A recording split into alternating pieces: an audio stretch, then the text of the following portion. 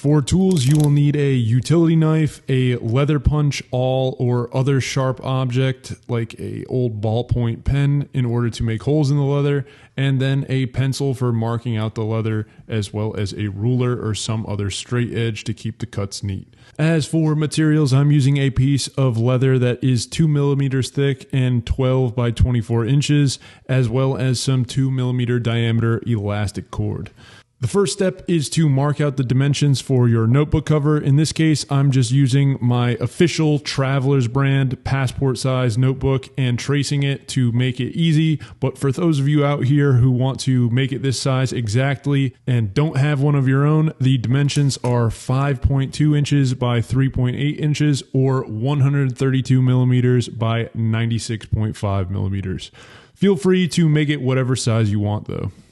Once you've got that marked out on the leather, use your straight edge in combination with your utility knife to cut it out and then fold it in half, making sure to really crease the edge along the spine. Next up is marking out the holes for the elastic, which will actually keep the notebook booklets in place within the leather cover, and mimicking the design of the official Traveler's brand. Again, there are 4 holes in total along the middle of the spine, with the first hole being approximately 5 millimeters from the bottom edge and the second being approximately 22 millimeters from the bottom edge. And then these distances are mirrored on the top edge as well, so 5 and 22 millimeters.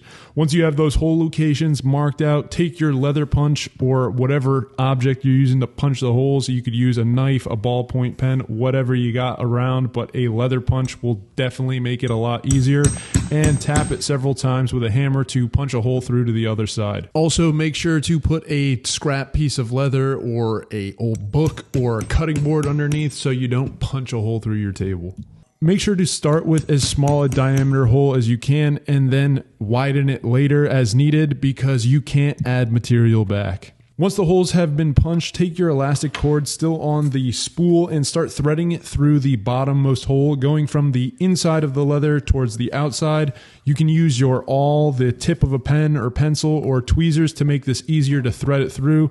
And then you're going to go back through hole 2, but this time from the outside to the inside. You're going to do this once again for the third hole, going from the inside to the outside, and then finally measure out a bit of extra elastic cordage and then cut it off from the spool, making sure to give yourself enough to pass through the fourth and final hole from the interior to the outside and secure it in place by tying several knots. Here I used a square knot in combination with a little overhand knot as a just extra security, and make sure that there is enough tension in the cord overall that the leather cover is slightly bending in. You definitely don't want it to be too loose or too tight, as not having the correct tension won't allow the elastic on the interior to securely hold the booklets.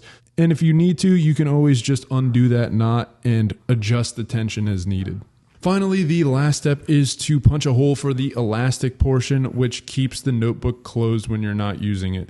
On the official Traveler's notebook, this closure elastic is secured in the center of the back flap. However, I find this placement to be a bit inconvenient since it causes a bump on the writing surface when you're writing on the right-hand side of your notebook. So I decided to instead put this closure loop in the middle of the spine instead, so that the elastic knot doesn't interfere with writing or drawing when you're using it, but feel free to put it wherever you prefer. Once you've punched that single hole through the leather, cut a piece of elastic cord roughly 11 to 12 inches in length and then fold it in half and tie an overhand knot so that it creates a loop. In my case, from the doubled up knot to the end of the loop was about 4 inches, but this might vary depending on the tension and how stretchy the elastic cord you use is. You might need to adjust this. Take your awl or tweezers or whatever you have to thread this loop through and then pull it tight until that knot stops up against the hole in the leather. Once again, you kind of want to find that Goldilocks zone of the tension where it's tight enough to hold the notebook closed but not too tight that it's creasing it. So make sure to tie it kind of loosely at first so you can untie and retie to adjust it to your preference. And to wrap things up, once all the elastic cord is properly sized and you got the right tension, cut off those tag ends and burn the tips with a lighter in order to prevent any fraying. Anyways, that's pretty much it. Hopefully you found this helpful. Thanks for tuning on in, and we'll catch you next time. Adios, amigos.